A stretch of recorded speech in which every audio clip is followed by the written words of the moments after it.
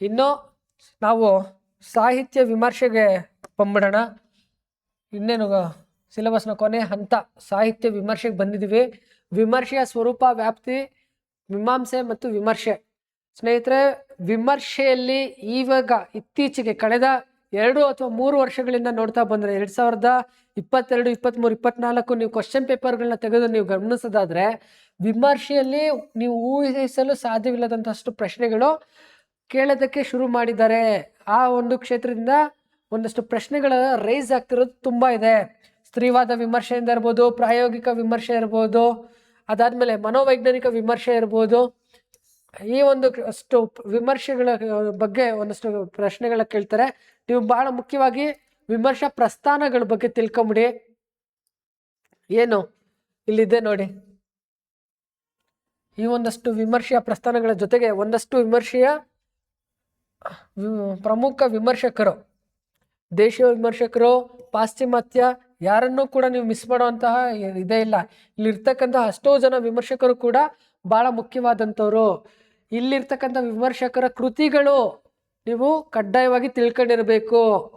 SV Ranganna ಅವರ ಕೃತಿಗಳು, ವಿಮರ್ಶೆಗೆ ಸಂಬಂಧಪಟ್ಟಂಥ ಕೃತಿಗಳು ಯಾವುದು, DL ನಾಗರಾಜ್ಗೆ ಸಂಬಂಧಪಟ್ಟಂಥ ಕೃತಿಗಳು ಯಾವುದು, CN ರಾಮಚಂದ್ರನ್ ಅವರು ವಿಮರ್ಶೆಯ ಕ್ಷೇತ್ರದಲ್ಲಿ ಬರೆದಿರ್ತಕ್ಕಂತಹ ವಿಮರ್ಶೆಗಾಗಿ ಬರೆದಿರ್ತಕ್ಕಂಥ ಕೃತಿಗಳು ಯಾವುದು, ಅದಾದ್ಮೇಲೆ OL ನಾಗಭೂಷಣ್ ಅವರು ಈ ಕ್ಷೇತ್ರದಲ್ಲಿ ನೀಡಿರ್ತಕ್ಕಂಥ ಸೇವೆ ಏನು, ಈ ರೀತಿಯಾಗಿ ನೀವೆಲ್ಲರಿಗೂ ತಿಳ್ಕೊಂಡಿರ್ಬೇಕು. KM ನಾಗರಾಜ್ ಅವರು ಏನಿದ್ರಲ್ಲ ಸ್ನೇಹಿತರೆ, ಇಲ್ಲಿ ಇರ್ತಕ್ಕಂಥವ್ರು ಕೂಡ ಇವ್ರನ್ನ ಕಡ್ಡಾಯವಾಗಿ ನೀವು ಒಬ್ರನ್ನೂ ಕೂಡ ಮಿಸ್ ಮಾಡಿದ್ರೆ ಇವರ ಕೃತಿ ಮತ್ತು ಇವರ ಯಾವ ವಿಷಯಗಳಿಗೆ ಸಂಬಂಧಪಟ್ಟಂತೆ ಒಂದು ವಿಮರ್ಶೆಗಳಿಗೆ ಕ್ಷೇತ್ರದಲ್ಲಿ ಕೆಲಸ ಮಾಡಿದ್ರೆ ನನ್ನ ತಿಳ್ಕೊಂಡಿರ್ಬೇಕು. ಇನ್ನು ಸಾಂಸ್ಕೃತಿಕ ಅಧ್ಯಯನ, ಸಂಸ್ಕೃತಿ ಅಧ್ಯಯನ ಅಂತ, ಸಾಂಸ್ಕೃತಿಕ ಅಧ್ಯಯನದ ಸ್ವರೂಪ, ವ್ಯಾಪ್ತಿ, ಅವುಗಳ ಆಧುನಿಕತೆ ಮತ್ತು ಆಧುನಿಕೋತ್ತರ ಪ್ರಮುಖ ಚಿಂತನೆಗಳು, ಎಡ್ವರ್ಡ್ ಸೈದ್ ಇರ್ಬೋದು, ಆಮೇಲೆ ಗೂಗಿ ವಾತಿಭಯಂಗ ಇರ್ಬೋದು, ಪೋಕೋ ಇರ್ಬೋದು, ಡೆರಿಡಾ ಇರ್ಬೋದು, ಗ್ರಾಮ್ಶಿ ಇರ್ಬೋದು, ಇವರುಗಳ ಏನು ಚಿಂತನೆಗಳೇನಿದೆ, ಸಿದ್ಧಾಂತಗಳು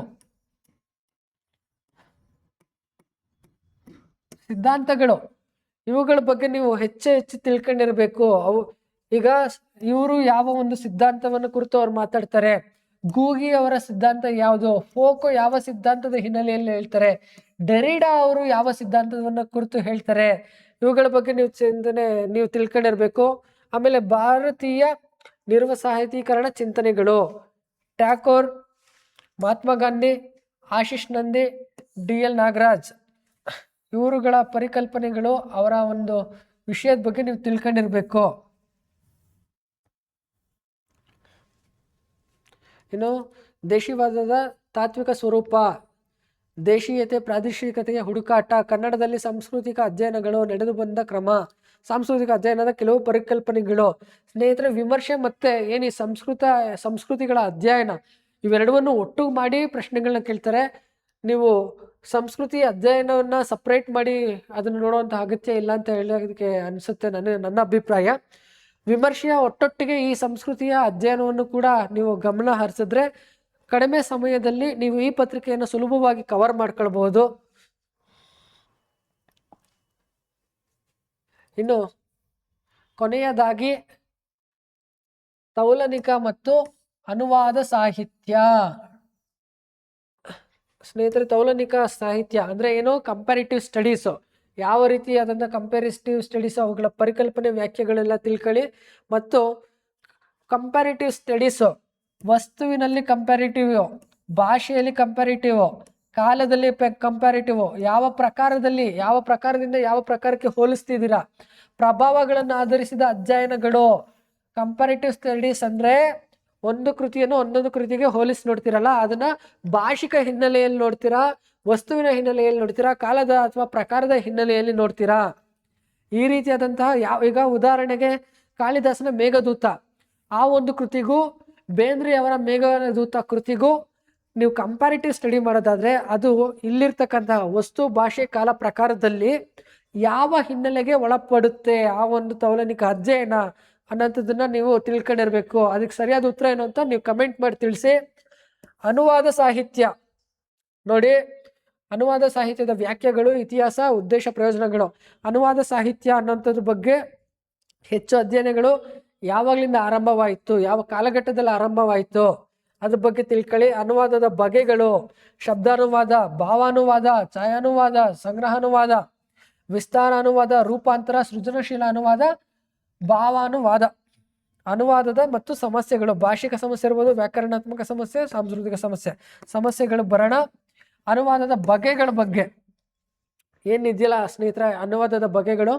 ಅನುವಾದದ ಬಗೆಗಳು ಕೂಡ ಬಹಳ ಮುಖ್ಯ. ಇಲ್ಲಿರ್ತಕ್ಕಂಥ ಭಾಷಾ ಅನುವಾದ ಇರ್ಬೋದು, ಇದೆಲ್ಲವೂ ಕೂಡ ಒಂದಕ್ಕೊಂದು ಬಹಳ ಸಣ್ಣ ವ್ಯತ್ಯಾಸಗಳಿರ್ತವೆ. ಅನುವಾದ ಅಂದಾಗ ಅದ್ರಲ್ಲಿ ಭಾಷೆಯ ವ್ಯತ್ಯಾಸ, ಈ ಥರ ಒಂದಷ್ಟು ಸಣ್ಣದಾಗಿ ಅನುವಾದದಲ್ಲಿ ಬೇರೆ ಬೇರೆ ಕಂಪ್ಯಾರಿಟಿವ್ ಇರುತ್ತೆ, ಒಂದೊಂದು ಸಣ್ಣ ಸಣ್ಣ ಕಾಲಮ್ಗಳು. ಅದನ್ನು ನೀವು ತಿಳ್ಕೊಳ್ಳಿ. ಮತ್ತು ಇದರಲ್ಲಿರ್ತಕ್ಕಂಥ ಸಮಸ್ಯೆಗಳೇನು, ಭಾಷಿಕ ಸಮಸ್ಯೆಗಳೇನಿದೆ, ವ್ಯಾಕರಣಾತ್ಮಕವಾಗಿ ಅನುವಾದದಲ್ಲಿ ಯಾವ ರೀತಿ ಸಮಸ್ಯೆಗಳಾಗುತ್ತೆ, ಸಾಂಸ್ಕೃತಿಕವಾಗಿ ಯಾವ ಒಂದು ಸಮಸ್ಯೆಗಳು ಅನುವಾದದಲ್ಲಿ ಆಗುತ್ತೆ ಅನ್ನುವಂತಹ ಒಂದು ತಿಳುವಳಿಕೆ ನಿಮ್ಮಲ್ಲಿ ಇದ್ರೆ ಸಾಕು. ನೋಡಿ, ಅನುವಾದದಲ್ಲಿ ಮುಖ್ಯವಾಗಿ ರವೀಂದ್ರನಾಥ್ ಠಾಕೂರ್ ಅವರ ಗೀತಾಂಜಲಿ ಕೃತಿಯನ್ನು ಕನ್ನಡದಲ್ಲಿ ಅನುವಾದ ಮಾಡಿದವರು ಯಾರು, ಮೊದಲು ಅನುವಾದ ಮಾಡಿದವರು ಯಾರು, ಗೀತಾಂಜಲಿ ಕೃತಿಯನ್ನು ಯಾವೆಲ್ಲ ವಿದ್ವಾಂಸರು ಅನುವಾದ ಮಾಡಿದ್ದಾರೆ ಅವ್ರನ್ನೆಲ್ಲರನ್ನೂ ಕೂಡ ಕಾಲಾನುಕ್ರಮದಲ್ಲಿ ಕೇಳಬಹುದು. ಆಮೇಲೆ ಚುರುಮುರಿ ಶೇಷಗಿರಿ ರಾಯರು, ಏನು ಕನ್ನಡದ ನೀವು ನವೋದಯದ ಆರಂಭ ಕಾಲಘಟ್ಟದಲ್ಲಿ ನೋಡಿದ್ರೆ ಇಲ್ಲಿ ಬರ್ತಕ್ಕಂಥ ಏನು ಬಸವಪ್ಪ ಶಾಸ್ತ್ರಿ ಇರ್ಬೋದು, ಅಯ್ಯರ ಶಾಸ್ತ್ರಿ ಇರ್ಬೋದು, ಬಿ ವೆಂಕಟಾಚಾರ್ಯ ಇರ್ಬೋದು, ಗಳಗನಾಥ ಇರ್ಬೋದು, BM ಶ್ರೀ ಹಟ್ಟಿಯಂಗಡ ನಾರಾಯಣರಾವ್, ಪಂಚಮಂಗೇಶ್ ರಾಯರು, ಗೋವಿಂದ ಪೈ, ಏನು ಅನೇಕ ಆರಂಭಿಕ ಹೊಸಗನ್ನಡದ ಒಂದು ವಿದ್ವಾಂಸರುಗಳು ಏನಿದಾರಲ್ಲ, ಇವರು ಅನುವಾದ ಸಾಹಿತ್ಯಕ್ಕೆ ಬಹಳ ಒಂದು ದೊಡ್ಡ ಕೊಡುಗೆಯನ್ನು ನೀಡಿದ್ದಾರೆ. ಅನುವಾದ ಸಾಹಿತ್ಯ ಅಂತ ಏನಿದೆಯಲ್ಲ, ಅನುವಾದದಿಂದ ಕನ್ನಡದ ಕಾದಂಬರಿ ಕ್ಷೇತ್ರದಲ್ಲಿ ಒಂದು ದೊಡ್ಡ ಕೃಷಿಯಾಗಿದೆ ಅಂತ ಹೇಳ್ಬೋದು. ಕನ್ನಡದ ಕಾದಂಬರಿಗಳಲ್ಲಿ ಜನಪ್ರಿಯವಾಗಿರ್ತಕ್ಕಂಥ ಕಾದಂಬರಿಗಳು ಯಾವ್ಯಾವುದು ಅನುವಾದವಾಗಿ ಬಂದಿರೋದು ಮತ್ತು ಕನ್ನಡದ ಯಾವೆಲ್ಲ ಕಾದಂಬರಿಗಳು ಬೇರೆ ಭಾಷೆಗಳಿಗೆ ಅನುವಾದ ಆಗಿದೆ ಅನ್ನೋಂಥದ್ದು ನಾವು ಪಟ್ಟಿ ಮಾಡ್ಕೊಳ್ಳಿ. ನೋಡಿ, ಎಚ್.ಎಸ್. ಶಿವಪ್ರಕಾಶ್, ತೆಮ್ಮಿಳ್ ಸೆಲ್ವಿ, ವಿಠಲ್ ರಾವ್ ಗಾಯಕ್ವಾಡು, ಮೋಹನ್ ಕುಂಟಾರು, ಇವರಿಷ್ಟು ಜನರು ಅನುವಾದ ಕ್ಷೇತ್ರದಲ್ಲಿ ಬಹಳ ಮುಖ್ಯವಾಗಿದ್ದಾರೆ. ಇವರೆಲ್ಲರ ಕೃತಿಗಳು ಮತ್ತು ಸಾಧ್ಯ ಆದರೆ ಅವುಗಳ ಇಸ್ವಿಗಳು ನೀವು ತಿಳ್ಕೊಂಡಿರ್ಬೇಕು. ಯಾವ ಒಂದು ಕೃತಿ ಮೂಲ ಭಾಷೆಯಲ್ಲಿ ಯಾವ ಇಸ್ವಿಯಲ್ಲಿ ಬಂದಿದೆ, ಅದು ಕನ್ನಡಕ್ಕೆ ಬಂದಾಗ ಯಾವ ಇಸ್ವಿಯಲ್ಲಿ ಅದು ಅನುವಾದ ಆಗಿದೆ ಅನ್ನೋದ್ರ ಬಗ್ಗೆ ನೀವು ತಿಳ್ಕೊಂಡಿರ್ಬೇಕು. ಬಹಳ ಮುಖ್ಯವಾಗಿ ಇಲ್ಲೊಂದಷ್ಟು ಕೃತಿಗಳು ಕೊಟ್ಟಿದ್ದಾರೆ ನೋಡಿ. ಯಾವ್ದು? ಗೀತಾಂಜಲಿ, ಮೇಘದೂತ, ಶಾಕುಂತಲಂ, ಆಮೇಲೆ ಮಾಳವಿಕಾಗ್ನಿಮಿತ್ರ, ಆಂಗ್ಲ ಕವಿತಾವಳಿ, ದುರ್ಗೇಶ ನಂದಿನಿ, ಆನಂದ ಮಠ, ರಕ್ತಾಕ್ಷಿ, ಸ್ಪೀಕಿಂಗ್ ಆಫ್ ಶಿವ, ಮತ್ತು ಉರಿಯ ಚಮಳಿಗೆ, ಯುದ್ಧ ಮತ್ತು ಶಾಂತಿ, ಕೆಂಪು ಮೀನು, ಮರಳಿಗೂಡಿಗೆ, ಉಚ್ಚಲ್ಯ, ಅಕ್ರಮ ಸಂತಾನ, ಅವಳು ನಾನಲ್ಲ ಅವನು, ಪೀಠಾಧಿಪತಿಗೆ ಪತ್ನಿ. ಇವೆಲ್ಲವೂ ಕೂಡ ಅನುವಾದ. ಯಾವ ರೀತಿಯಾದಂಥ ಅನುವಾದ? ಭಾಷಿಕ ಅನುವಾದ ಇದೆ, ಭಾಷಿಕ ಅನುವಾದ ಇದೆ, ವಸ್ತು ಅನುವಾದ ಇದೆ, ವಸ್ತು ಅನುವಾದಗಳಿದೆ. ಮತ್ತೆ ಇವೆಲ್ಲವೂ ಕೂಡ ಬರೀ ಕಾದಂಬರಿ ಅಂತಾನೆ ಹೇಳೋದಕ್ಕಾಗೋದಿಲ್ಲ ಸ್ನೇಹಿತರೆ. ಈಗ ನೀವು ರಕ್ತಾಕ್ಷಿ ನೋಡೋದಾದ್ರೆ ಅದು ಕಾದಂಬರಿ ಅಲ್ಲ, ಅದು ನಾಟಕ ಆಗುತ್ತೆ. ಇನ್ನು ಮೇಘದೂತನ ಆಗ್ಲೇ ಹೇಳ್ದಂಗೆ ಬೇಂದ್ರೆ ಅವ್ರದ್ದು ಮೇಘದೂತಕ್ಕೂ ಕಾಳಿದಾಸನ ಮೇಘದೂತನಕ್ಕೂ ಏನು ವಸ್ತುವಿನಲ್ಲಿ ಅಥವಾ ವಸ್ತುವಿನದಲ್ಲಿ ಸಾಮ್ಯ ಆದ್ರೂ ಕೂಡ ಅದು ಪ್ರಕಾರದಲ್ಲಿ ಬೇರೆ ಬೇರೆ ಬರುತ್ತೆ. ಉಚ್ಚಲ್ಯ ಇದು ಯಾವ ಭಾಷೆಯಿಂದ ಬಂದಿದೆ, ಅದ್ರ ಮೂಲ ಲೇಖಕರು ಯಾರು ಇಲ್ಲೇ ಕೊಟ್ಟಿರ್ತಾರೆ, ಲಕ್ಷ್ಮಣ್ ರಾವ್ ಗಾಯಕ್ವಾಡ್ ಅವರು ಅದರ ಮೂಲ ಲೇಖಕರು. ಅಕ್ರಮ ಸಂತಾನ, ನಾನು ಅವನಲ್ಲ ಅವಳು, ಇದನ್ನು ಯಾವ ಭಾಷೆಯಲ್ಲಿದೆ, ಅದಕ್ಕೆ ಕನ್ನಡಕ್ಕೆ ತಂದವರು ಯಾರು? ತಮಿಳ್ ಸೆಲ್ವಿ. ಈ ರೀತಿಯಾಗಿ ನೀವು ಅನುವಾದ ಸಾಹಿತ್ಯ ಬಹಳ ಸುಲಭವಾಗಿದೆ, ಆದರೆ ನೀವು ಅದನ್ನ ಬಹಳ ನೆನಪಿನಲ್ಲಿ ಉಳ್ಕೊಳ್ಳೋದಕ್ಕೆ ಬೇಕಾದಂಥ ಕೆಲಸವನ್ನು ಮಾಡಬೇಕಾಗತ್ತೆ. ಅಂದರೆ ಈಗ ಉದಾಹರಣೆಗೆ ಇಲ್ಲಿ ಕೊಟ್ಟಿರ್ತಕ್ಕಂಥ ಎಲ್ಲ ಕೃತಿಗಳ ಹೆಸರು, ಮೂಲ ಭಾಷೆ, ಅವುಗಳ ಅನುವಾದ ಆಗಿರ್ತಕ್ಕಂಥ ಕಾಲಘಟ್ಟ, ಅಂದರೆ ಯಾವ ವರ್ಷದಲ್ಲಿ ಅದು ಅನುವಾದ ಆಗಿದೆ, ಅನುವಾದಕರು ಯಾರು ಅಂತ ಒಂದು 4 ರಿಂದ 5 ಕಾಲಮ್ ಮಾಡ್ಕೊಂಡು ಇಲ್ಲಿರ್ತಕ್ಕಂಥ ಅಷ್ಟು ಕೃತಿಗಳನ್ನ ನೀವು ಕವರ್ ಮಾಡಿಬಿಟ್ರೆ ಅದಕ್ಕಿಂತ ದೊಡ್ಡ ಕೆಲಸ ಇನ್ನೊಂದಿಲ್ಲ. ಈ ಒಂದು ಪೇಪರ್ಗೆ ಸಂಬಂಧಪಟ್ಟಂಗೆ ಭಾಳ ಈಸಿಯಾಗಿ ನೀವು ಇದನ್ನು ಕ್ಲಿಯರ್ ಮಾಡ್ಕೊಳ್ಬೋದು. ಸ್ನೇಹಿತರೆ, ಇದು ಇಲ್ಲಿವರೆಗೂ ನಾನು ಇಷ್ಟೊತ್ತು ಹೇಳಿದ್ದು ನಿಮಗೆ ಏನು ಕರ್ನಾಟಕದ ಕನ್ನಡ ಐಚ್ಛಿಕ ಕನ್ನಡ ವಿಷಯಕ್ಕೆ ಸಂಬಂಧಿಸಿದಂಥ ಪಠ್ಯಕ್ರಮದ ಕುರಿತು ನಾನು ಇಷ್ಟೊತ್ತು ಹೇಳಿದ್ದೀನಿ. ಇನ್ನು ಇದಾದ ನಂತರದಲ್ಲಿ ನಾನು ಏನು ಹೋಗ್ತೀನಿ ನೋಡಿ. ಇಷ್ಟೊತ್ತು ಏನು ಹೇಳೋದಿಲ್ಲ ಸ್ನೇಹಿತರೆ, ಪಠ್ಯಕ್ರಮಕ್ಕೆ ಇಷ್ಟೊಂದು ಪಠ್ಯಕ್ರಮ ಕೇಳಿದ ತಕ್ಷಣ ನೀವು ಇಷ್ಟೊಂದೆಲ್ಲ ಹೇಗೆ ಕವರ್ ಮಾಡೋದು, ಇವಕ್ಕೆಲ್ಲ ರೆಡಿಮೇಡ್ ಪುಸ್ತಕ ಯಾವ್ದಿದೆ ಅಂತ ನೀವು ಯೋಚನೆ ಮಾಡ್ತಿರ್ಬೋದು. ಸ್ನೇಹಿತರೆ, ಕನ್ನಡ ಸಾಹಿತ್ಯ ಎಷ್ಟು ದೊಡ್ಡದು ಅಂತಂದರೆ ಅದಿಷ್ಟನ್ನು ಕೂಡ ನೀವು ಕೇವಲ ಒಂದೇ ಬುಕ್ಕಲ್ಲಿ ಓದಿ ಇದೊಂದೇ ಪುಸ್ತಕದಲ್ಲಿ ಎಲ್ಲವನ್ನು ಕ್ಲಿಯರ್ ಮಾಡ್ಕೊಳ್ತೀನಿ, ಎಲ್ಲವನ್ನು ಸಂಗ್ರಹಿಸಿ ಎಲ್ಲವನ್ನು ತಿಳ್ಕೊಳ್ಳೋಕ್ಕೆ ಆಗುತ್ತೆ ಅನ್ನೋದಾದ್ರೆ ಖಂಡಿತ ಇಲ್ಲ, ಆ ರೀತಿ ಆಗೋದಿಲ್ಲ. ಏನು ಪರೀಕ್ಷೆ ತಯಾರಿ ಏನಿದೆಯಲ್ಲ, ಇದರಲ್ಲಿ ಓದಬೇಕಾದ ಪುಸ್ತಕಗಳು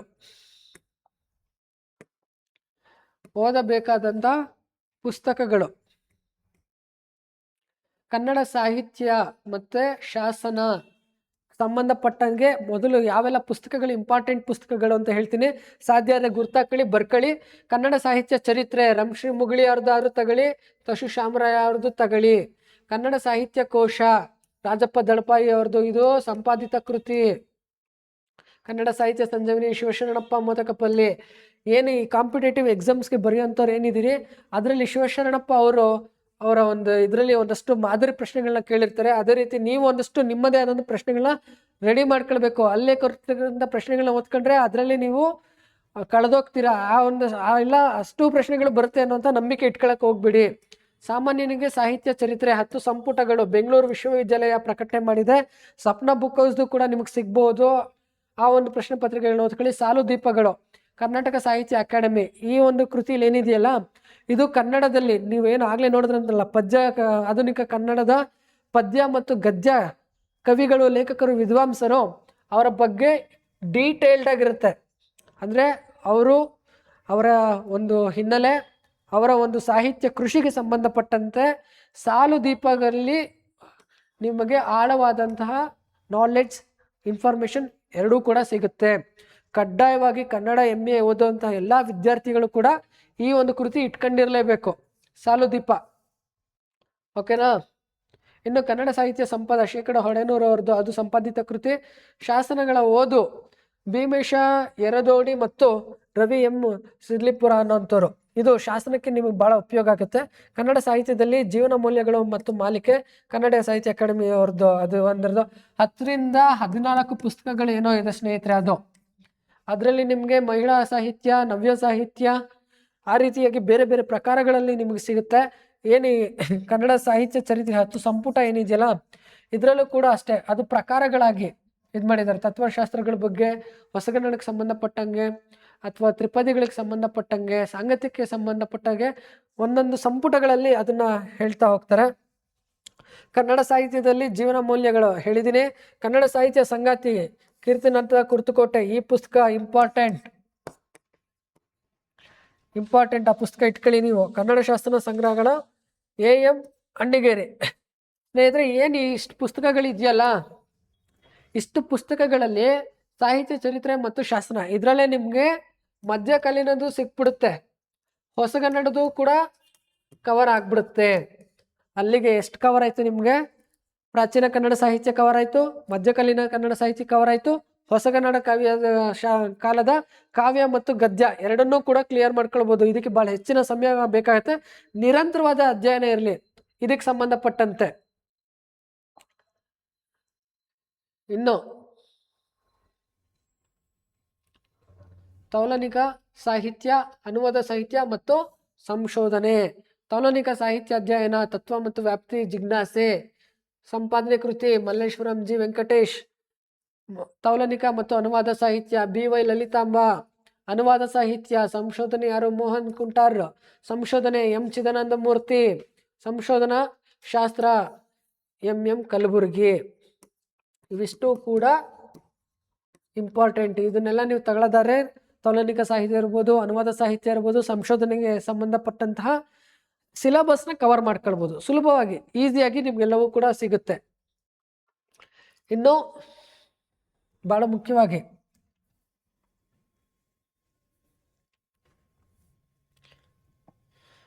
ಏನು ವಿಮರ್ಶೆ, ಕಾವ್ಯಮೀಮಾಂಸೆ ಮತ್ತು ಸಾಂಸ್ಕೃತಿಕ ಅಧ್ಯಯನ, ವಸವೋತ್ತರ ಚಿಂತನೆಗಳು ಮತ್ತೆ ಸಾಹಿತ್ಯ ವಿಮರ್ಶೆ CN ರಾಮಚಂದ್ರನ್. ಇಂಪಾರ್ಟೆಂಟ್ ಪುಸ್ತಕ ಇದು ಎಲ್ಲರ ಹತ್ರ ಇರಲೇಬೇಕು. ವಿಮರ್ಶೆಯ ಪರಿಭಾಷೆ OL ನಾಗಭೂಷಣ್ ಸ್ವಾಮಿ. ಭಾರತೀಯ ಕಾವ್ಯಮೀಮಾಂಸೆ TNM ಶ್ರೀಕಂಠಯ್ಯ. ಪಾಶ್ಚಿಮಾತ್ಯ ಕಾವ್ಯ ಮೀಮಾಂಸೆ ವಿ.ಎಂ. ಇನಾಂದರ್, ತೌಲನಿಕ ಕಾವ್ಯ ಮೀಮಾಂಸೆ ಎಚ್. ತಿಪ್ಪೇರುದ್ರಸ್ವಾಮಿ, ಕನ್ನಡದ ಕೈಪಿಡಿ ಡಾಕ್ಟರ್ ಕೆ.ವಿ. ಪುಟ್ಟಪ್ಪ, ಕನ್ನಡ ಕೈಪಿಡಿ, ಕನ್ನಡ ಕಾವ್ಯ ಮೀಮಾಂಸೆ ಡಾಕ್ಟರ್ ವೀರಣ್ಣ ದಂಡೆ, ಡಾಕ್ಟರ್ ಎಸ್. ನಟರಾಜ ಬಹುದೋಳ. ಓಕೆ, ಕಾವ್ಯಾರ್ಥ ಚಿಂತನೆ ಡಾಕ್ಟರ್ ಜಿ.ಎಸ್. ಶಿವರುದ್ರಪ್ಪ, ಸಾಂಸ್ಕೃತಿಕ ಅಧ್ಯಯನ ರಹಮತ್ ತೆರಿಕೆರೆ. ಸ್ನೇಹಿತರೆ, ಈ ಪುಸ್ತಕಗಳೆಲ್ಲ ಏನಿದೆಯಲ್ಲ ಇವು ಕಾವ್ಯ ಮೀಮಾಂಸೆ ಮತ್ತು ವಿಮರ್ಶೆ ಮತ್ತು ಸಾಂಸ್ಕೃತಿಕ ಅಧ್ಯಯನಕ್ಕೆ ಸಂಬಂಧಪಟ್ಟಂತ ಪುಸ್ತಕಗಳು. ಇದರಲ್ಲಿ ನಾನು ಒಂದಷ್ಟು ಇಂಪಾರ್ಟೆಂಟ್ ಪುಸ್ತಕಗಳನ್ನು ಮಾತ್ರ ಇಲ್ಲಿ ನಾನು ಇದರಲ್ಲಿ ಈ ಒಂದು ಪಟ್ಟಿಯಲ್ಲಿ ಸೇರಿಸಿದ್ದೀನಿ. ಇದನ್ನು ಹೊರತುಪಡಿಸಿಯೂ ಕೂಡ ಅನೇಕ ಪುಸ್ತಕಗಳು ನಿಮಗೆ ಗೊತ್ತಿರ್ತಕ್ಕಂಥ ನಿಮ್ಮಂತ ಬಳಿ ಇರ್ತಕ್ಕಂಥ ಪುಸ್ತಕಗಳಿರುತ್ತೆ. ಬಟ್ ಈ ಎಲ್ಲವೂ ಪುಸ್ತಕಗಳು ಇಂಪಾರ್ಟೆಂಟು. ಸಾಧ್ಯ ಆದರೆ ಈ ಪುಸ್ತಕಗಳನ್ನ ಪರ್ಚೇಸ್ ಮಾಡೋದಕ್ಕೆ ಪ್ರಯತ್ನ ಪಡಿ.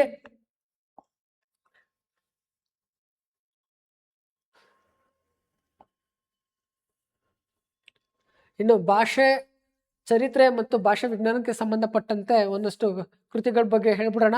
ಭಾಷಾ ವಿಜ್ಞಾನದ ಮೂಲ ತತ್ವಗಳು ಎಂ. ಚಿದಾನಂದ ಮೂರ್ತಿ, ದ್ರಾವಿಡ ಭಾಷಾ ವಿಜ್ಞಾನ ಹಂಪ ನಾಗರಾಜಯ್ಯ, ತೌಲನಿಕ ದ್ರಾವಿಡ ಭಾಷಾ ವಿಜ್ಞಾನ ಸಂಗಮೇಶ ಸವದತ್ತಿ ಮಠ, ಕನ್ನಡ ಭಾಷೆಯ ಚರಿತ್ರೆ ಸಾಶಿ ಮರಳಯ್ಯ. ಇವೆಲ್ಲವೂ ಕೂಡ ಭಾಷೆಗೆ ಇಂಪಾರ್ಟೆಂಟ್ ಆಗಿರ್ತಕ್ಕಂತಹ ಒಂದಷ್ಟು ಕೃತಿಗಳು. ಇದಿಷ್ಟು ಯಾವುದಕ್ಕೆ? ಭಾಷೆ. ಇದಿಷ್ಟು ಕೃತಿಗಳು ಭಾಷೆಯಲ್ಲಿ ಪದೇ ಪದೇ ಹೇಳ್ತಾ ಇದ್ದೀನಿ. ಭಾಷೆಯಲ್ಲಿ ದ್ರಾವಿಡ ಭಾಷಾ ವಿಜ್ಞಾನ ಮತ್ತು ಕನ್ನಡ ಭಾಷಾ ಚರಿತ್ರೆ ಇದ್ರ ಬಗ್ಗೆ ಹೆಚ್ಚು ಪ್ರಶ್ನೆಗಳು ಬರ್ತವೆ. ಕನಿಷ್ಠ ನೀವು 6ರಿಂದ 8 ಅಂಕಗಳನ್ನ ಪಡ್ಕೊಳ್ಬೋದು ಸುಲಭವಾಗಿ. ಇನ್ನು ಜಾನಪದ, ಗ್ರಂಥ ಸಂಪಾದನೆ, ಛಂದಸ್ಸು, ವ್ಯಾಕರಣ. ಜಾನಪದ ಸ್ವರೂಪ ಹಾಮಾನಾಯಕರವ್ರದ್ದು. ಜಾನಪದ ಸಾಹಿತ್ಯ ಸಮೀಕ್ಷೆ ಜಿ.ಶಂ. ಪರಮಶಿವಯ್ಯ. ಕನ್ನಡ ಜಾನಪದ ವಿಷಯ ವಿಶ್ವಕೋಶ ಪ್ರಸಾರ ರಂಗ ಮೈಸೂರು ವಿಶ್ವವಿದ್ಯಾಲಯ ಅವ್ರದ್ದು. ಕನ್ನಡ ಗ್ರಂಥ ಸಂಪಾದನೆ ಎಲ್. ನರಸಿಂಹಾಚಾರ್ಯ. ಗ್ರಂಥ ಸಂಪಾದನಾ ಶಾಸ್ತ್ರ ಎಂ.ಎಂ. ಕಲಬುರ್ಗಿ. ಕನ್ನಡ ಛಂದ ಸ್ವರೂಪ ಟಿ.ವಿ. ವೆಂಕಟಾಚಲ ಶಾಸ್ತ್ರಿ. ಹೊಸಗನ್ನಡ ವ್ಯಾಕರಣ ಛಂದಸ್ಸು ವ್ಯಾಕರಣಿಕ ವ್ಯಾವಹಾರಿಕ Kannada T V. Venkatachala Shastri. K R. Nagesh, professor Ashwath Narayana ಅವರು ಸೇರಿ ಮಾಡಿರ್ತಕ್ಕಂಥ ಸಂಪಾದಿತ ಕೃತಿ ಇದು. ಕನ್ನಡ ಮಧ್ಯಮ ವ್ಯಾಕರಣ ತೀನಂ ಶ್ರೀಕಂಠಯ್ಯ. ಸಮಗ್ರ ಹೊಸಗನ್ನಡ ವ್ಯಾಕರಣ ಐ.ಎಸ್. ಅರಳುಗುಪ್ಪಿ ಅವ್ರ ಪುಸ್ತಕ ಬಹಳ ಇಂಪಾರ್ಟೆಂಟು. ಕನ್ನಡ ವ್ಯಾಕರಣ ದರ್ಪಣ ಕನ್ನಡ ಸಾಹಿತ್ಯ ಪರಿಷತ್ತು. ಇದು ಕನ್ನಡ ಸಾಹಿತ್ಯ ಪರಿಷತ್ತಲ್ಲಿ ಸಿಗುತ್ತೆ. ಇದು ಈ ಒಂದಿಷ್ಟು ಏನಿದೆಯಲ್ಲ ಸ್ನೇಹಿತರೆ, ಇದರಲ್ಲಿ ನೀವು ಜನಪದ, ಗ್ರಂಥ ಸಂಪಾದನೆ, ಛಂದಸ್ಸು ಮತ್ತು ವ್ಯಾಕರಣ ಇದಿಷ್ಟನ್ನು ಕೂಡ ನೀವು ಇದರಲ್ಲಿ ಕವರ್ ಮಾಡ್ಕೊಳ್ಬೋದು. ಓಕೆನಾ? ಇದರಲ್ಲಿ ನಿಮ್ಮಲ್ಲಿ ಇರ್ತಕ್ಕಂಥ ಪುಸ್ತಕಗಳು ಯಾವ್ದ್ಯಾವುದು ಮತ್ತು ಇದರಲ್ಲಿ ಈ ಪಟ್ಟಿಯಲ್ಲಿ ಇರೋಂಥ ಪುಸ್ತಕಗಳು ನಿಮ್ಮಲ್ಲಿ ಯಾರೇ ಬಳಿ ಇಲ್ಲ ಅದನ್ನ ಪರ್ಚೇಸ್ ಮಾಡಿ ಅದನ್ನ ಖರೀದಿ ಮಾಡಿ ಇಟ್ಕೊಳ್ಳಿ. ಇನ್ನು ನೆಕ್ಸ್ಟ್ ನೇರವಾಗಿ ಸ್ನೇಹಿತರೆ ಒಂದಷ್ಟು ಪ್ರಶ್ನೆಗಳನ್ನು ನಾನು ಇಲ್ಲಿ ಮಾರ್ಕ್ ಮಾಡ್ಕೊಂಡು ಬಂದಿದ್ದೀನಿ. ಓಕೆ, ಆಯ್ದ ಪ್ರಶ್ನೆಗಳ ವಿಶ್ಲೇಷಣೆ. ಇಲ್ಲಿ ನಾನು ಒಂದು ಪ್ರಶ್ನೆ ಪತ್ರಿಕೆಯನ್ನು ವಿಶ್ಲೇಷಣೆ ಮಾಡೋದಕ್ಕೆ ಹೋಗಲ್ಲ. ಕೆಲವು ಪ್ರಶ್ನೆಗಳನ್ನ ವಿಶ್ಲೇಷಣೆ ಮಾಡೋದಕ್ಕೆ ಹೋಗ್ತೀನಿ. ಪ್ರಶ್ನೆ ಪತ್ರಿಕೆ ಅಥವಾ ಪ್ರಶ್ನೆಗಳ ವಿಶ್ಲೇಷಣೆ ಮಾಡೋದಕ್ಕೂ ನಿಮಗೆ ಭಾಳ ಮುಖ್ಯವಾಗಿ 2 ಟ್ರಿಕ್ಗಳು ಹೇಳ್ಕೊಟ್ಬಿಡ್ತೀನಿ ಸ್ನೇಹಿತರೆ. ಯಾವುದೇ ಒಂದು ಎಕ್ಸಾಮ್ ಇರ್ಬೋದು, ಅದು KCET ಇರ್ಬೋದು, UGC ನೆಟ್ ಇರ್ಬೋದು, ನೀವು ಒಂದು ಟ್ರಿಕ್ಸ್ನ ಫಾಲೋ ಮಾಡಿ ಸ್ನೇಹಿತರೆ. ಮೊದಲನೇ ಟ್ರಿಕ್ಕು, ನೀವು ಓದಿರ್ತಕ್ಕಂಥ ಪ್ರಶ್ನೆಗಳು ಬಂದಿದ್ದರೆ ಅದಕ್ಕೆ ನಿಮ್ಗೆ ಉತ್ತರ ಗೊತ್ತಿದ್ದರೆ ಅದಕ್ಕೆ ಸರಿಯಾಗಿ ಮಾರ್ಕ್ ಮಾಡಿಬಿಡಿ. ಎರಡನೇದು, ನಿಮಗೆ ಪರಿಚಯ ಇಲ್ಲದ ಪ್ರಶ್ನೆಗಳು ಅಥವಾ ನೀವು ಓದಿರದ ಪ್ರಶ್ನೆಗಳು ಉತ್ತರಗಳು ಏನಾದ್ರು ಬಂದಿತ್ತಂದರೆ ಅದನ್ನು ಯಾವ ರೀತಿ ನೀವು ಅದನ್ನು ಆನ್ಸರ್ ಮಾಡಬೇಕಂದ್ರೆ ಎಲಿಮಿನೇಷನ್ ಮೆಥಡ್ನ ಯೂಸ್ ಮಾಡಿ. ಅಂದರೆ ಕೊಟ್ಟಿರ್ತಕ್ಕಂಥ ಪ್ರಶ್ನೆಗೆ ಅದಕ್ಕೆ ಸಂಬಂಧಿಸಿದಂತಹ 4 ಆಪ್ಷನ್ಸ್ ಉತ್ತರ ಏನಿದೆ ಅದರಲ್ಲಿ ಯಾವುದು ಅಲ್ಲ ಅನ್ನೋದನ್ನ ಮೊದಲ ಗುರ್ತು ಮಾಡ್ಕೊಳ್ಳಿ. ಆಗ ಉಳಿಯುವಂಥ ಉತ್ತರಗಳನ್ನು ಮಾರ್ಕ್ ಮಾಡಿ. ಅದರಲ್ಲಿ ಸಾಧ್ಯವಾದಷ್ಟು ಮಟ್ಟಿಗೆ ನೀವು ಹತ್ತಿರಕ್ಕೆ ವಿಷಯದ ನಾಲೆಡ್ಜ್ ಏನು ಬೇಸಿಕ್ ನಾಲೆಡ್ಜ್ ಇರುತ್ತಲ್ಲ ಅದರಿಂದಾದ್ರೂ ನೀವು ಒಂದಷ್ಟು ಪ್ರಶ್ನೆಗಳಿಗೆ ಸರಿ ಉತ್ತರವನ್ನು ಮಾಡುವಂಥ ಸಾಧ್ಯತೆ ಇರುತ್ತೆ.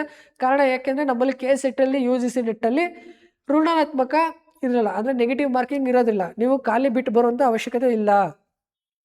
ಆ ಪ್ರಶ್ನೆಗೆ ಉತ್ತರ ಗೊತ್ತಿಲ್ಲ ಅಂತ ಹೇಳಿ ಅದನ್ನು ಬಿಟ್ಟು ಬರುವ ಅಗತ್ಯ ಇಲ್ಲ. ಅವುಗಳಿಗೆ ನೀವು ಈ ರೀತಿಯಾದಂಥ ಒಂದು ಟ್ರಿಕ್ನ ಯೂಸ್ ಮಾಡಿದ್ರೆ ಒಂದು ಸರಿಯಾದ ಉತ್ತರವನ್ನು ಕಂಡುಕೊಳ್ಳುವಂತಹ ಅಥವಾ ಗುರುತು ಮಾಡುವಂತಹ ಪ್ರಯತ್ನದಲ್ಲಿ ನೀವು ಇರ್ತೀರಿ.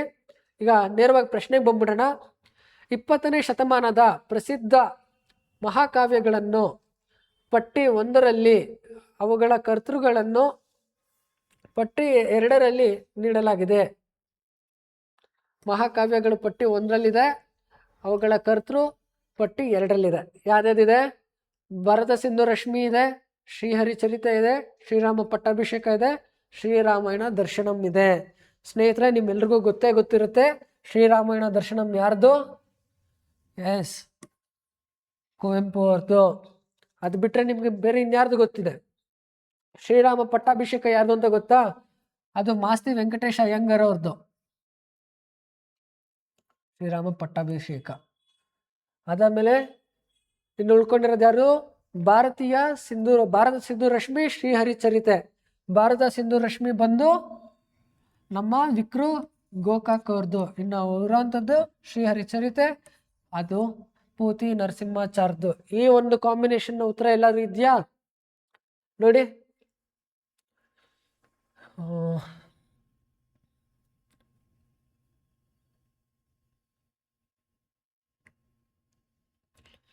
ಎಗೆ ಎ ಬಗ್ಗೆ 4. ಎಸ್, ಆಪ್ಷನ್ ಮೊದಲನೇ ಉತ್ತರ ಕರೆಕ್ಟ್ ಆಗಿದೆ. ಕಾಣಿಸ್ತಾ ಇದೆಯಾ ನೋಡಿ.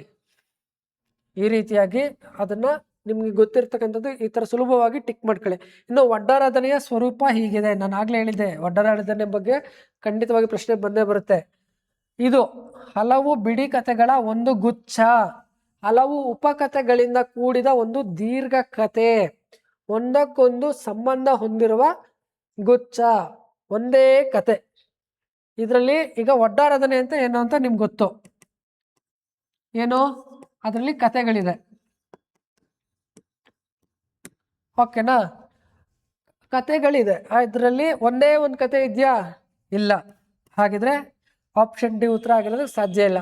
ಒಂದಕ್ಕೊಂದು ಸಂಬಂಧ ಹೊಂದಿರುವ ಕತೆಗಳ ಗುಚ್ಛನ, ಅದರಲ್ಲಿ ಒಂದು ಕಥೆಯಿಂದ ಇನ್ನೊಂದು ಕತೆಗೆ ಏನಾದರೂ ಕನೆಕ್ಷನ್ನು, ಆ ಒಂದು ಪಾತ್ರಗಳು ಮತ್ತೆ ಮತ್ತೆ ಎಲ್ಲ ಕತೆಗಳಲ್ಲಿ ಬರುವಂಥದ್ದು, ಅಥವಾ ಯಾವುದೋ ಒಂದು ಸನ್ನಿವೇಶಕ್ಕೆ ಸಂಬಂಧಪಟ್ಟಂತೆ ಉಳಿದ ಎಲ್ಲ ಕತೆಗಳು ಅದಕ್ಕೆ ಜೋಡಣೆ ಆಗಿದೆಯಾ? ಇಲ್ಲ.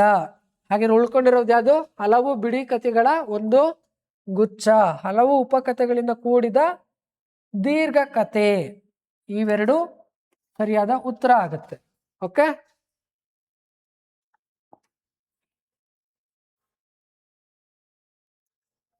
ಶಾಸನಗಳ ಕಾಲಾನುಕ್ರಮವನ್ನು ಗುರುತಿಸಿ. ಯಾವ್ದು ಕೇಳಿದರೆ? ಹಲ್ಮಿಡಿ ಶಾಸನ, ಆತಕೂರು ಶಾಸನ, ಗಂಗಾಧರಂ ಶಾಸನ, ಲಕ್ಕುಂಡಿ ಶಾಸನ. ಸ್ನೇಹಿತರೆ, ತಾವೆಲ್ಲರಿಗೂ ಗೊತ್ತಿರುತ್ತೆ ಸಾಮಾನ್ಯವಾಗಿ ಕನ್ನಡದ ಮೊದಲ ಶಾಸನ ಯಾವುದು? ಹಲ್ಮಿಡಿ ಶಾಸನ. ಹಲ್ಮಿಡಿ ಶಾಸನ ಮೊದಲಲ್ಲಿ ಯಾವ್ದ್ಯಾವ್ದ್ರಲ್ಲಿದೆ? ಆಪ್ಷನ್ ಎ ಇದೆ, ಆಪ್ಷನ್ ಡಿ ಇದೆ. ಹಾಗೆ ಬಿ ಮತ್ತೆ ಸಿ ಇರಲ್ಲ. ಆಪ್ಷನ್ ಇದ್ರಲ್ಲಿ ನೋಡೋಣ. ಹಲ್ಮಿಡಿ ಶಾಸನ, ಆತಕೂರು ಶಾಸನ, ಗಂಗಾಧರಂ ಶಾಸನ. ಗಂಗಾಧರಂ ಶಾಸನಕ್ಕೆ ಇನ್ನೊಂದು ಹೆಸರಿದೆ, ಏನು? ಜಿನವಲ್ಲಭನ ಶಾಸನ. ಅದೆಲ್ಲಿದೆ ಅದು? ಮತ್ತು ಅದು ಯಾವ ಕನ್ನಡದ ಯಾವ ಒಬ್ಬ ಕವಿಗೆ ಸಂಬಂಧಿಸಿದಂಥ ವಿಚಾರಗಳನ್ನು ಅದು ತಿಳಿಸುತ್ತೆ ಅನ್ನೋದ್ರ ಬಗ್ಗೆ ನೀವು ತಿಳ್ಕೊಂಡಿರ್ಬೇಕು. ಅದ್ರ ಬಗ್ಗೆ ಕೂಡ ಸುಮಾರು ಸಲ ಪ್ರಶ್ನೆಗಳು ಬಂದಿದೆ. ಓಕೆ, ಈಗ ನೇರವಾಗಿ ಉತ್ತರ ನೋಡಿದರೆ ಹಲ್ಮಿಡಿ ಶಾಸನ ಆದ್ಮೇಲೆ ಆತಕೂರು ಶಾಸನನ, ಗಂಗಾಧರಂ ಶಾಸನನ, ಲಕ್ಕುಂಡಿ ಶಾಸನ, ಇದು ಕರೆಕ್ಟಾ ಅಥವಾ ಆಪ್ಷನ್ ಡಿ ಇದು ಕರೆಕ್ಟಾ? ಇದು ಕರೆಕ್ಟಾ ನೋಡೋದಾದ್ರೆ ಆಪ್ಷನ್ ಡಿ ಕರೆಕ್ಟು. ಹಲ್ಮಿಡಿ ಶಾಸನ ಬರುತ್ತೆ, ಅದಾದ್ಮೇಲೆ ಗಂಗಾಧರಂ ಶಾಸನ ಪತ್ತೆ ಆಗುತ್ತೆ, ಲಕ್ಕುಂಡಿ ಶಾಸನ, ಕೊನೆಗೆ ಆತಕೂರು ಶಾಸನ. ಇದು ಸರಿಯಾದಂಥ ಉತ್ತರ.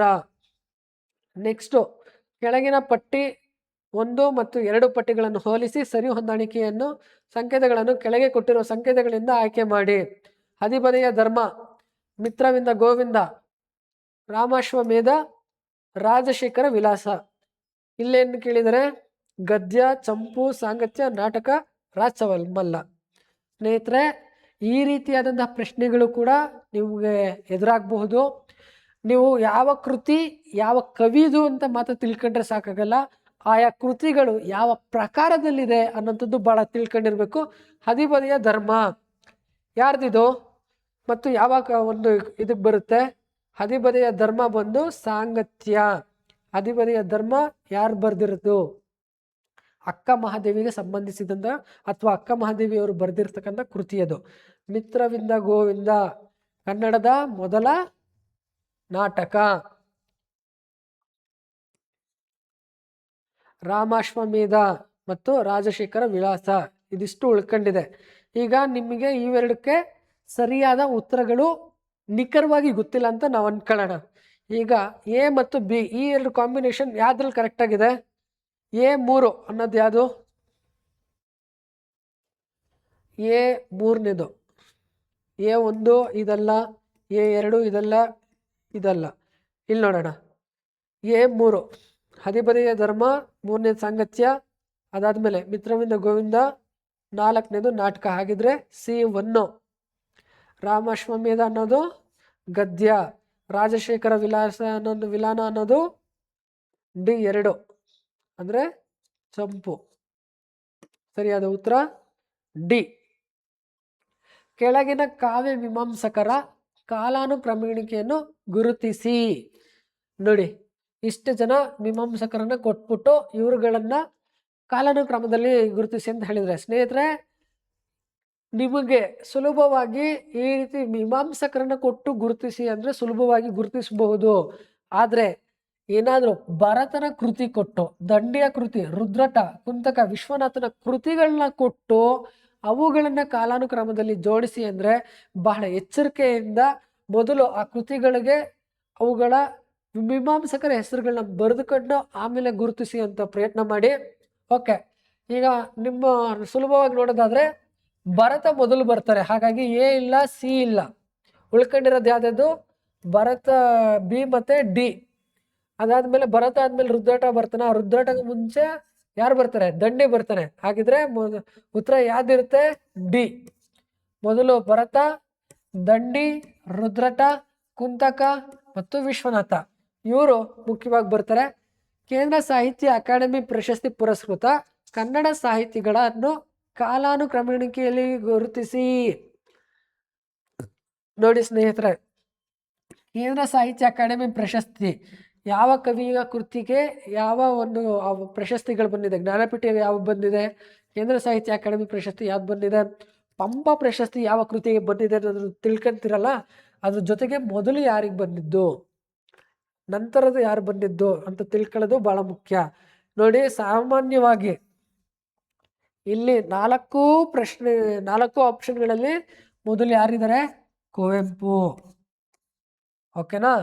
ಅದಾದ್ಮೇಲೆ ದ.ರಾ ಬೇಂದ್ರೆ, ಶಿವರಾಮ ಕಾರಂತ, ರಮಶ್ರೀ ಮುಗಳ ಇವ್ರನ್ನ ಸುಲಭವಾಗಿ ಏನ್ ಮಾಡ್ತೀರಾ? ಎಷ್ಟೊಂದು ಜನ ಮಾಡೋ ಮಿಸ್ಟೇಕ್ಸ್ ಏನು, ನೀವು ಆ ಒಂದು ಹೆಸರು ಈಗ ಜ್ಞಾನಪೀಠದ ಹಿನ್ನೆಲೆಯಲ್ಲಿ ಕುವೆಂಪು ಅವರು ಫಸ್ಟ್ ಬಂದಿದ್ದು, ದ.ರಾ ಬೇಂದ್ರೆ ಅವ್ರಿಗೆ ನಂತರ, ಅದಾದ ನಂತರ ಶಿವರಾಮ ಕಾರಂತ, ಈ ರೀತಿಯಾಗಿ ಯೋಚನೆ ಮಾಡ್ಕೊಂಡು ಈ ಪ್ರಶ್ನೆಯನ್ನ ಟಿಕ್ ಮಾಡಿದ್ರೆ ಅದು ತಪ್ಪಾಗುತ್ತೆ. ಹಾಗಿದ್ರೆ ಇದ್ರಲ್ಲಿ ಸರಿಯಾದ ಉತ್ತರ ನೀವು ಯಾವುದು ಅಂತ ನೋಡೋದಾದ್ರೆ ಮೊದಲು ಕುವೆಂಪು ಅವ್ರಿಗೆ ಬರುತ್ತೆ, ಅದಾದ್ಮೇಲೆ ರಮಶ್ರೀ ಮುಗುಳಿ ಅವ್ರಿಗೆ ಬರುತ್ತೆ, ಅದಾದ್ಮೇಲೆ ದ.ರಾ ಬೇಂದ್ರೆ ಬರುತ್ತೆ, ಶಿವರಾಮ ಕಾರಂತರಿಗೆ ಬರುತ್ತೆ. ಇಲ್ಲಿ ಕೊಟ್ಟಿರೋದ್ರಲ್ಲಿ 4ನೇಯರ ಒಂದು ಸ್ಥಾನದಲ್ಲಿ ಶಿವರಾಮ ಕಾರಂತ ಅವರು ನಿಂತ್ಕೊಳ್ತಾರೆ. ಓಕೆ, ಲಿಂಗದೇವರು ಹಳೆಮನೆಯವರ ಚಿಕ್ಕದೇವ ಭೂಪ ನಾಟಕದಲ್ಲಿ ಈ ಕೆಳಗಿನ ಯಾವ ಜನಪದ ಕಲಾವಿದರನ್ನ ಬಳಸಿಕೊಳ್ಳಲಾಗಿದೆ? ನೋಡಿ ಸ್ನೇಹಿತರೆ, ಜನಪದ ಒಂದು ಸಬ್ಜೆಕ್ಟ್ನ ಯಾವ ರೀತಿ ಪ್ರಶ್ನೆಗಳನ್ನ ಕೇಳ್ತಾರೆ ಇನ್ನೊಂದ್ಸಲಿ ಗಮನಿಸ್ಕೊಳ್ಳಿ. ಲಿಂಗದೇವರು ಹಳೆಮನೆಯವರ ಚಿಕ್ಕದೇವ ಭೂಪ ಇದು ನಾಟಕ. ಇದು ನಾಟಕ ಈ ಕೆಳಗಿನ ಯಾವ ಜಾನಪದ ಕಲಾವಿದರನ್ನ ಬಳಸ್ಕೊಳ್ಳಲಾಗಿದೆ ಅಂದ್ರೆ ಆ ನಾಟಕದಲ್ಲಿ ಯಾವ ಒಂದು ಕಲಾವಿದರನ್ನ ಬಳಸ್ಕೊಳ್ಳಲಾಗಿದೆ? ಅದಕ್ಕೆ ಸರಿಯಾದ ಉತ್ತರ ನಾನು ಹೇಳೇ ಬಿಡ್ತೀನಿ. ಕಂಸಾಳೆ ಅವರನ್ನ ಬಳಸ್ಕೊಂಡಿದ್ದಾರೆ. ಕಂಸಾಳೆ ಕಲಾವಿದರನ್ನ ಆ ನಾಟಕದಲ್ಲಿ ಬಳಸ್ಕೊಂಡಿದ್ದಾರೆ.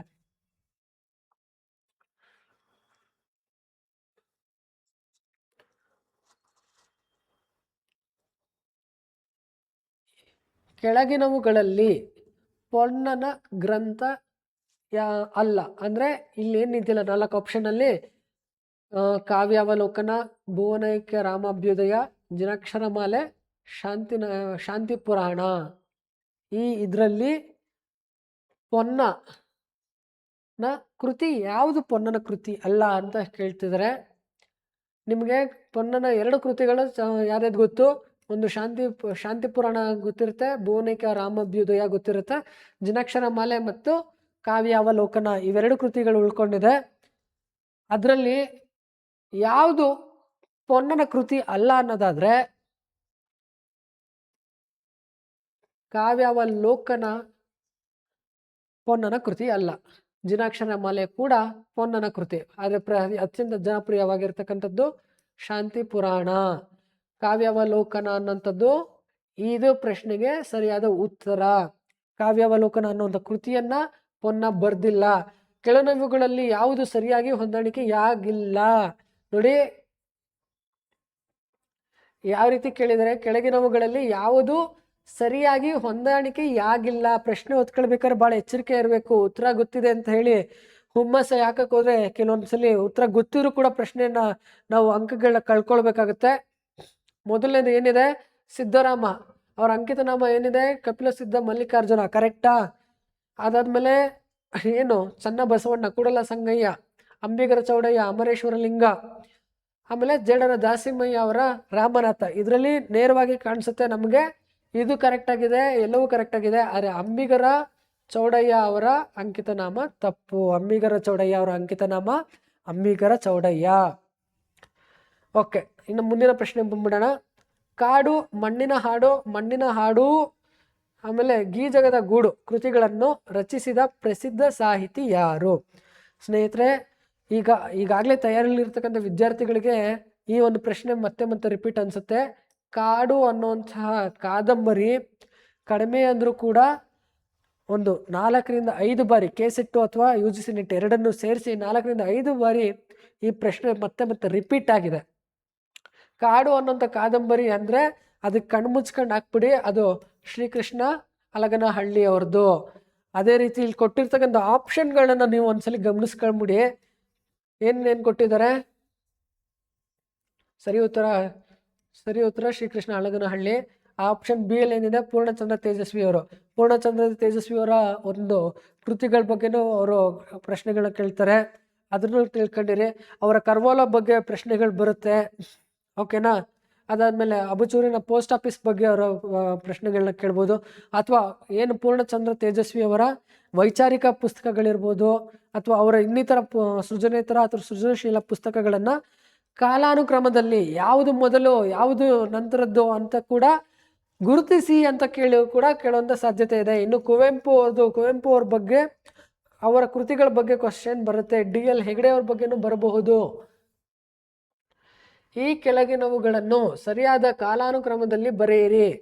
ಮುದ್ದಣ್ಣ, ಲಕ್ಷ್ಮೀಶ, ಕುಮಾರವ್ಯಾಸ, ನಾಗಚಂದ್ರ.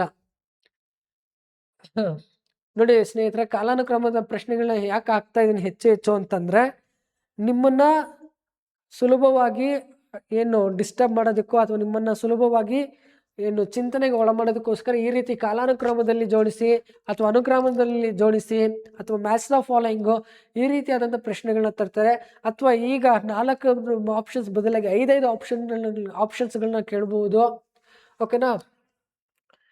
ಇದಕ್ಕೆ ನಾವು ನೋಡೋಣ. ಮುದ್ದಣ್ಣ ಯಾವ ಕಾಲಘಟ್ಟಕ್ಕೆ ಬರ್ತಾನೆ? ಹಳಗನ್ನಡಕ್ಕೆ ಬರ್ತಾನೆ, ಪ್ರಾಚೀನಕ್ಕೆ ಬರ್ತಾನೆ, ಮಧ್ಯಕಾಲೀನಕ್ಕೆ ಬರ್ತಾನೆ? ಅಲ್ಲ, ಅವನು ಹೊಸಗನ್ನಡದ 10ಕ್ಕೆ ಬರ್ತಾನೆ. ಹಾಗಾದ್ರೆ ಕೊನೆಗೆ ಬರಬೇಕು ಮುದ್ದಣ್ಣನ ಹೆಸರು. ಇವೆರಡಲ್ಲಿ ಕೊನೆಯದಿದೆ. ಹಾಗಿದ್ರೆ ಎ ತಪ್ಪಾಗಿರುತ್ತೆ, ಸಿ ಅಲ್ಲ. ಇನ್ನು ಉಳ್ಕೊಂಡಿರ್ತಕ್ಕಂಥದ್ದು ನಮಗೆ ಲಕ್ಷ್ಮೀಶ ಮತ್ತೆ ಇದು ಬಿ ಮತ್ತೆ ಡಿ ಉಳ್ಕೊಂಡಿದೆ. ಲಕ್ಷ್ಮೀಶ ಮೊದಲು ಬರ್ತಾನ, ನಾಗಚಂದ್ರ ಮೊದಲು ಬರ್ತಾನ? ಇದನ್ನ ನೋಡೋದಾದ್ರೆ ನಮಗೆ ನಾಗಚಂದ್ರನೇ ಮೊದಲು ಬರ್ತಾನೆ. ನಾಗಚಂದ್ರ ಕನ್ನಡದ ಪ್ರಾಚೀನ ಒಂದು ಇದಕ್ಕೆ ಬರ್ತಾನೆ, ಹಳಗನ್ನಡ ಕಾಲಘಟ್ಟಕ್ಕೆ ಬರ್ತಾನೆ. ನಂತರ ಕುಮಾರವ್ಯಾಸ ಬರ್ತಾನೆ, ಲಕ್ಷ್ಮೀಶ ಬರ್ತಾನೆ, ಮುದ್ದಣ್ಣ ಬರ್ತಾನೆ. ಸ್ನೇಹಿತರೆ, ಆಗ್ಲೇ ಹೇಳಿದಂತೆ ಇವ್ರದ್ದು ಕೂಡ ನಿಮಗೆ ಕೃತಿಗಳನ್ನು ಕೊಟ್ಬಿಟ್ಟು ಅವುಗಳನ್ನು ಕಾಲಾನುಕ್ರಮದಲ್ಲಿ ಕೇಳ್ಬೋದು. ನಾಗಚಂದ್ರನ ಕೃತಿ, ಕುಮಾರವ್ಯಾಸನ ಕೃತಿ, ಲಕ್ಷ್ಮೀಶ, ಮುದ್ದಣ್ಣನ ಕೃತಿಗಳನ್ನ ಕೊಟ್ಟು ಇವುಗಳನ್ನ ಕಾಲಾನುಕ್ರಮದಲ್ಲಿ ಜೋಡಿಸಿ ಅಂತಲೂ ಕೇಳಬಹುದು. UR ಅನಂತಮೂರ್ತಿ ಅವರ ಸಂಸ್ಕಾರ ಕಾದಂಬರಿಯನ್ನು ಆಂಗ್ಲ ಭಾಷೆಗೆ ಭಾಷಾಂತರಿಸಿದ ಕನ್ನಡದ ಪ್ರಸಿದ್ಧ ಲೇಖಕರು ಯಾರು? ನೋಡಿ, ಇದು ಅನುವಾದದ ಪ್ರಶ್ನೆ. ಇದು ಯಾವುದು? ಯು ಆರ್ ಅನಂತಮೂರ್ತಿ ಅವರ ಸಂಸ್ಕಾರ ಕಾದಂಬರಿ ನೋಡಿ, ಎಂತ ಪ್ರಸಿದ್ಧವಾದಂತಹ ಕಾದಂಬರಿ ಅದು. ಅದಕ್ಕೆ ಕನ್ನಡದಿಂದ ಆಂಗ್ಲ ಭಾಷೆಗೆ ಯಾರು ಅದನ್ನ ಭಾಷಾಂತರ ಮಾಡಿದ್ದಾರೆ ಅಂತ ಕೇಳ್ತಿದ್ದಾರೆ. ಅದಕ್ಕೆ ಸರಿಯಾದ ಉತ್ತರ ಬಂದು A.K. ರಾಮಾನುಜನ್. ಈ ಒಂದು ಉತ್ತರ ಸರಿಯಾದ ಉತ್ತರ ಆಗಿದೆ.